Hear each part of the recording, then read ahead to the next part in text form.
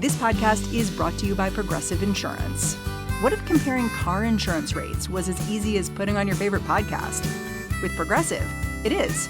Just visit the Progressive website to quote with all the coverages you want. You'll see Progressive's direct rate, and then their tool will provide options from other companies, so you can compare. All you need to do is choose the rate and coverage you like. Quote today at Progressive.com to join the over 29 million drivers who trust Progressive. Progressive Casualty Insurance Company and Affiliates. Comparison rates not available in all states or situations. Prices vary based on how you buy.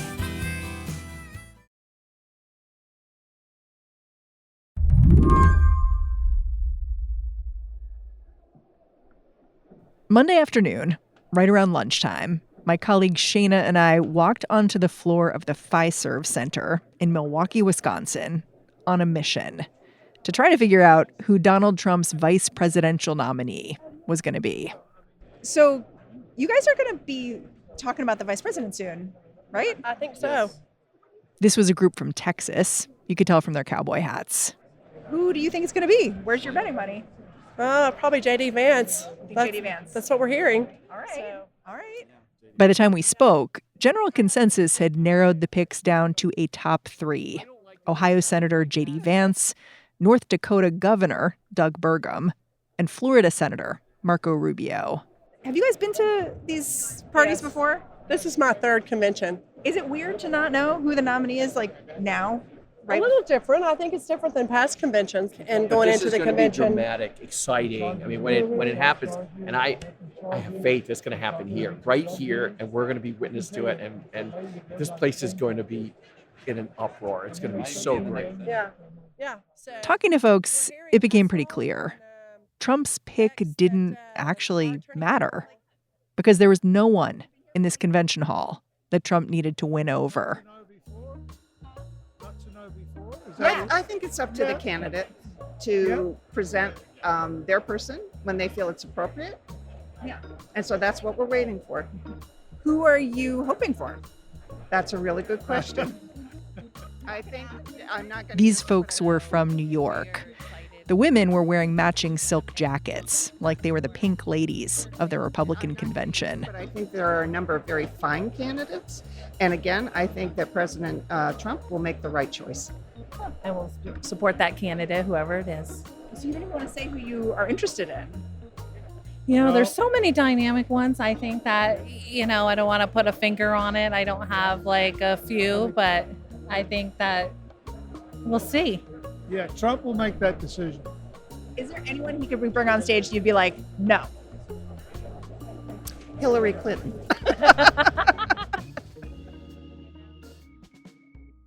Finally, a little after 2 p.m., Trump sent out the bat signal on Truth Social. His pick was Ohio Senator J.D. Vance. Ladies and gentlemen, I am proud to announce that Senator J.D. Vance has the overwhelming support of this convention to be the next Vice President of the United States.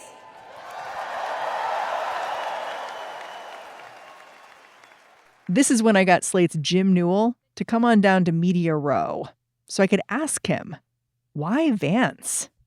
Vance, to me, he didn't make a lot of sense on first glance. He's someone who's more of the kind of new right element, the MAGA element that I didn't really think brought a whole lot of balance to the ticket. He's young. He's young. Is he 39? He's 39, as am I, which I don't care for.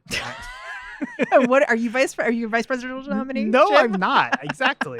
What have I done with my life? But Jim says, even if J.D. Vance doesn't bring balance to this presidential ticket, he brings other advantages. He's a great debater, quick on his feet. And that's not all. I think he speaks to people in the Midwest, that particular strain of MAGA that's very just angry about being left behind in the economy and just the way the world has been changing. He really kind of channels that type of persona really well. And it also, if you're trying to think about how Trump is trying to lock down the election, right now, Arizona, Georgia, Nevada, those states look more difficult for Joe Biden. Mm-hmm. In fact, they look pretty good for Trump right now. Biden's best chance, or whichever Democrat it is, their best chance is to keep Michigan, Pennsylvania, Wisconsin. And so this might be an effort from Trump to kind of lock down this part of the country and shut the door on Biden. Today on the show, how Trump picked J.D. Vance as his latest apprentice. I'm Mary Harris. You're listening to What Next from the Republican National Convention. Stick around.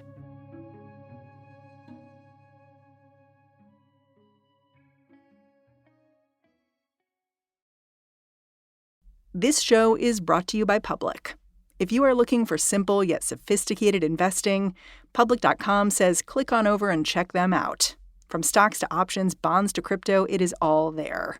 You can even earn an industry-leading 5.1% APY on your cash. Public is trusted by millions of investors, and NerdWallet just gave Public 4.6 stars and calls it an impressive experience. Sign up in 2 minutes at Public.com. All your investing in one place. This is a paid advertisement for Public Investing, 5.1% APY as of June 17th, 2024, and is subject to change. NerdWallet overall rating 4.6 out of 5 as of May 2024. Full disclosures in the podcast description. This show is brought to you by Discover. Have you heard about Doublenomics? It's okay if you haven't. It's extremely niche and practiced by Discover. Here's an example. Discover automatically doubles the cash back earned on your credit card at the end of your first year with Cashback Match. That means with Discover, you could turn $150 cash back into $300. It pays to Discover. See terms at discover.com/credit card. Okay, let's start with a few basics about J.D. Vance. He's the junior senator from Ohio, of course. But even today, I'm betting a whole lot of people know him best from his 2016 memoir, Hillbilly Elegy. It's the saga of a smart young guy in Appalachia who overcomes his unstable, drug-addled family and leaves a small town to attend Yale Law School. It was a huge hit. There's even a movie. I know I could have done better. But you got to decide. You want to be somebody or not? The Washington Post called Vance the voice of the Rust Belt. The New Republic called him liberal media's favorite white trash splainer in an article titled The False Prophet of Blue America. He was seen as someone translating the desires of working-class Trump supporters to the East Coast elites, who just didn't get them.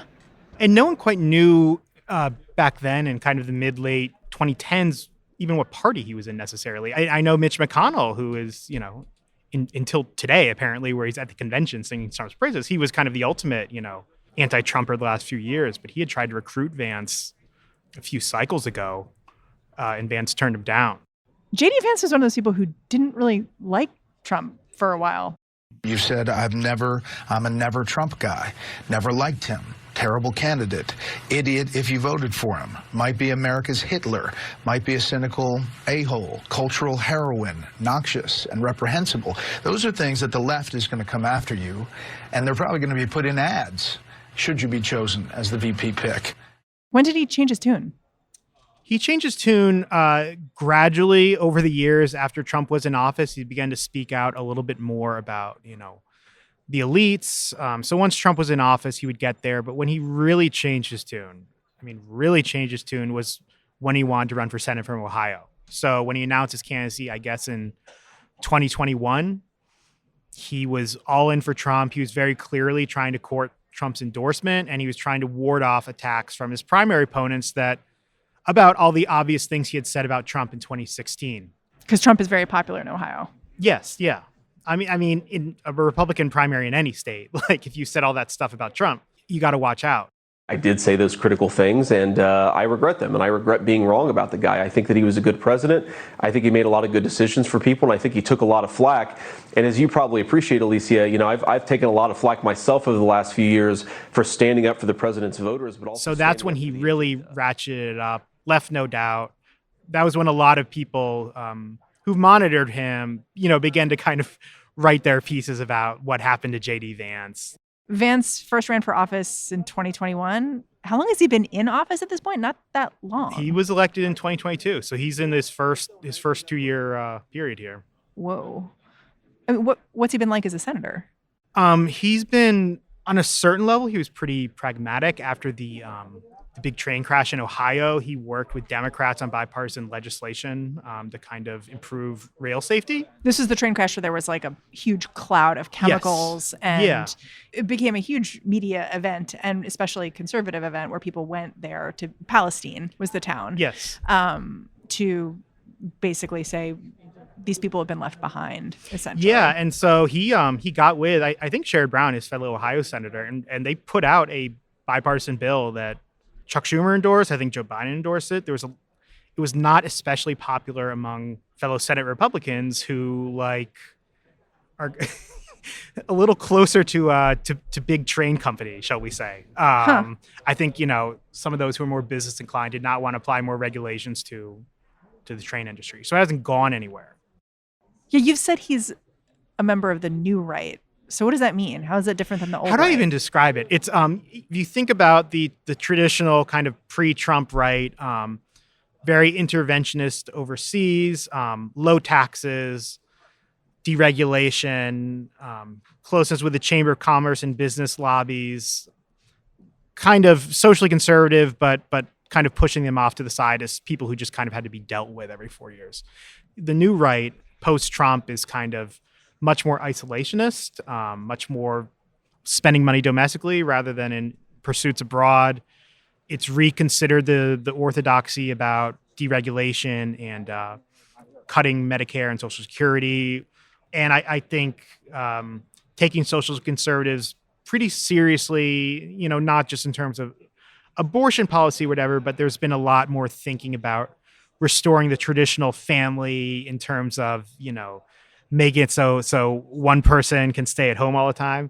I wonder who that would be. And then just kind of trying to turn the clock back to a time when I think they felt like things were a little less complex. Right. One of the things that's confounding to me about Vance is that he did a big interview with Ross Douthat at the Times, and he presents in that kind of format as incredibly intellectual. He went to Yale Law School. He puts on his Yale Law School hat, but then you look at him online and he's like a troll. Yeah. And that just seems like a disconnect to me. It is, but I think there's actually a decent amount of that in MAGA politics.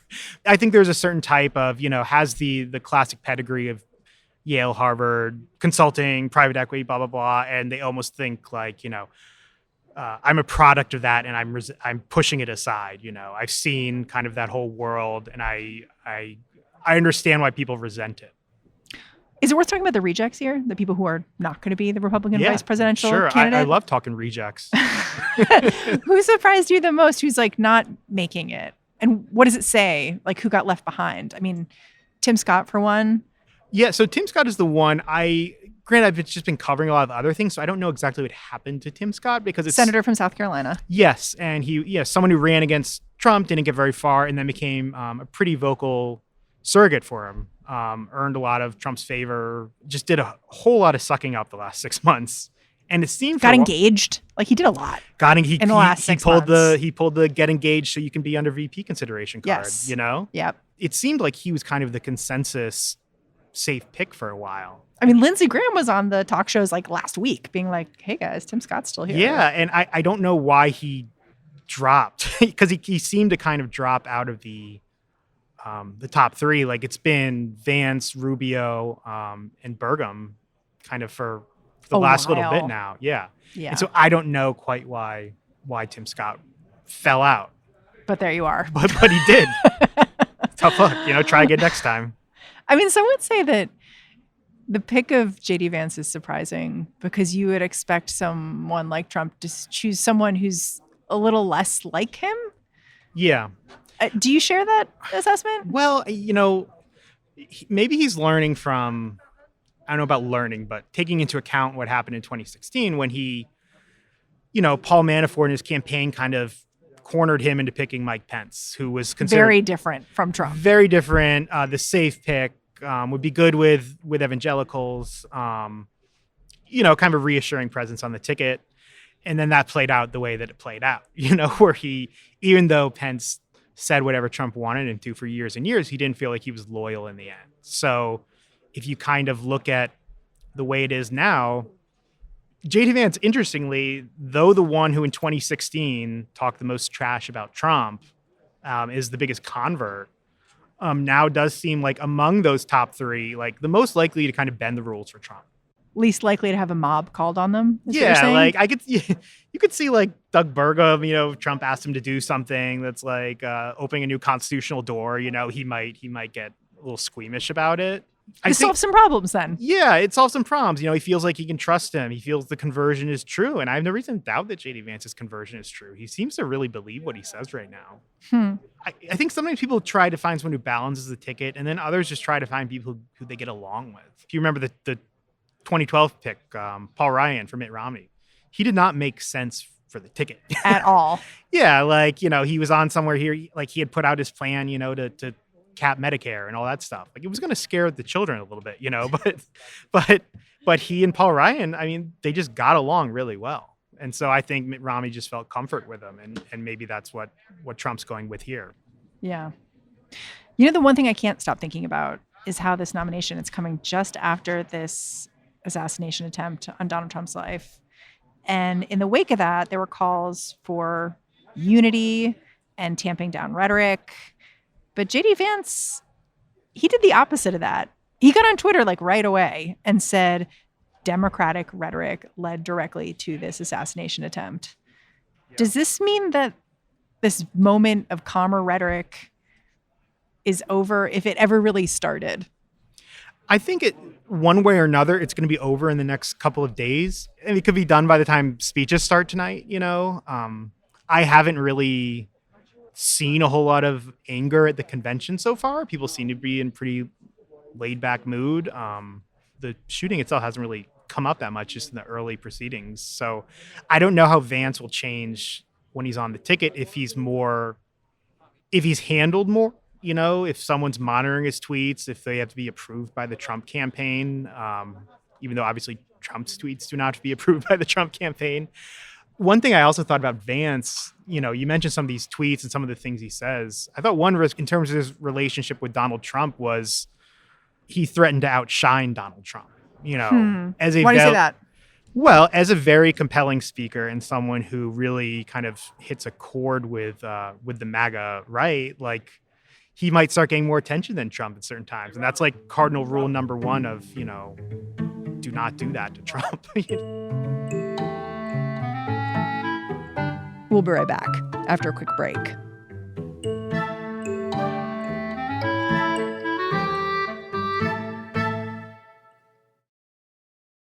Hi, I'm Jesse Tyler Ferguson, host of the podcast Dinner's on Me. I take some of my favorite people out to dinner, including, yes, my Modern Family co-stars, like Ed O'Neill. I had friends in organized crime. Sofia Vergara. Why do you want to be corruptible? Julie Bowen. I used to be the crier. And Aubrey Anderson Emmons. I was so damn bad for them at Miranda when I was like 8. You can listen to Dinner's on Me wherever you get your podcasts. They are the families of the missing in America. And they're desperately searching for answers. Somebody knows something. I'm Josh Mankiewicz. Join me for Season 3 of Missing in America. Listen carefully, because just one small detail might allow you to solve a mystery. We have seen miracles happen. Dateline, Missing in America. Listen now wherever you get your podcasts. It's interesting because you wrapped up your curtain raiser on the convention by asking, how does a party all gathered together digest the near killing of its leader? Are you getting an answer to that question? No, not yet. Not really, not this early. Just because people don't want to talk about it? Well, I kind of don't really know how to bring it up. I don't know what my question is, despite it being a tragedy, people are really pumped up by that photo and the fist pump Trump. One early thing I've noticed in the convention is when there is kind of a sag and proceeding on the floor, you'll see spontaneous people just start chanting, fight, fight, fight. Trump like embracing Trump's words. Yeah, like I think he's given them a whole new rallying cry. It's interesting to me because I have brought up the shooting to delegates and they talk about it, but it's like they almost zoom past it to this feeling they have in the wake of the assassination attempt that victory is in their clutches. Right. See, I'm trying to find the not rude way of asking, so do you have it locked up now, after this? That's definitely the vibe. Yeah. I mean, you've written that Trump may be the clearest Republican favorite to win a presidential election at this point in the cycle of any Republican in the 21st century. And I wrote that before the shooting, too. I think that was true just with what's going on with Democrats, with Biden, and even before that debate, Trump's been leading the whole time. So it just keeps kind of ratcheting up. And I mean, even this point in 2004, which was the last election, I think, where Republicans won the popular vote, Kerry was leading at this point. He was leading at the conventions. The Democratic nominee. Yeah. It's been, I don't know how long since a Republican was leading at the conventions. It may have been George Bush in 2000. This morning, the special prosecutor's case against Donald Trump in Florida, the classified documents case, was dismissed completely by the Trump-appointed judge, Eileen Cannon. She argued the special counsel was appointed unconstitutionally. And I asked a delegate about this, a woman from Texas, and it was like she was quaking with joy. Did you guys hear about the decision today dismissing the documents case? Yeah. You just raised your fist in the air and pumped. She said it was a sign that Trump is about to win.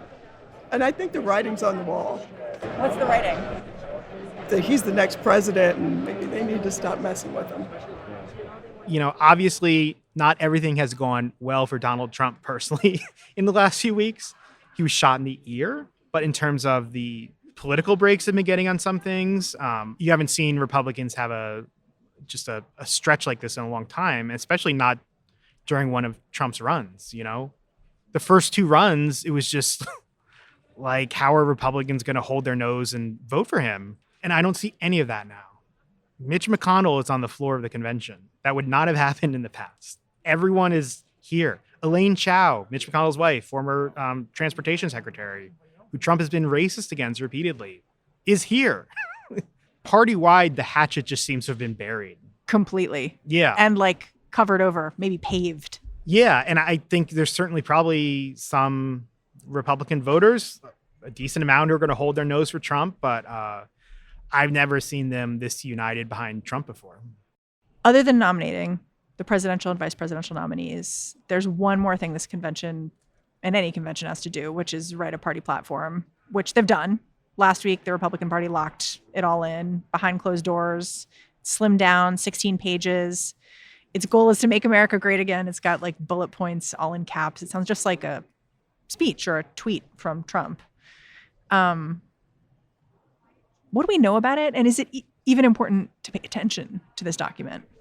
It's kind of fun around convention time specifically to see how the party is negotiating, various policy planks. Social conservatives, some social conservatives, even those who are behind Trump, were pretty upset that on abortion, it did not call for a national abortion ban at a certain number of weeks, which it has for the last 40 years. And that's dictated from Trump, who, does not want to get into the weeds of abortion. He doesn't want to get into the weeds. He doesn't want to call for a national ban. He doesn't want to call for anything that could look like a national ban, because that's Democrats' best issue. So it's not in the platform. The platform does still touch on it and does still kind of vaguely reference, talking about 14th Amendment protections for all people. Yes. Which, without using the word abortion, but it's clearly a reference to personhood. Personhood. Fetal personhood. Yep. So that's kind of how the language was hammered out there. But whether it's in the platform or not, it doesn't change what they were going to do before or afterwards. If the party is Trump now, it does raise this question. Trump can only serve one term, theoretically, unless something changes. We shall see. So what's the party's future? Because if you're JD saying Vance. Yeah, I mean, is it JD Vance? Is that the answer to this question? Well, I think that's why you saw that's certainly how the people who want to be vice president are interpreting this. Whoever gets this will be the front runner to replace Trump in 4 years. That's guy who's been in the Senate for a hot minute. Yeah. Yeah, hot minute. So, that was probably Marco Rubio's only path back to the presidency, which Vance may be a better personality fit for Trump. Maybe they get along better. Maybe they think along the same lines more. Look at what happened to the last vice president. Look at what happened to a lot of other people who had senior jobs with Trump in the last administration. Didn't end so great. It did not end well. Trump will challenge him. He'll make him earn that position of heir to me in 4 years. So good luck to JD Vance. Jim Newell, super grateful for you coming on the show. Thank you. Jim Newell is a senior politics writer for Slate. All right, that's our show. What Next is produced by Paige Osborne, Elena Schwartz, Rob Gunther, Madeline Ducharme, and Anna Phillips. Today and all week long, we have amazing help from Shayna Roth. We are led by Alicia Montgomery with a little boost from Susan Matthews.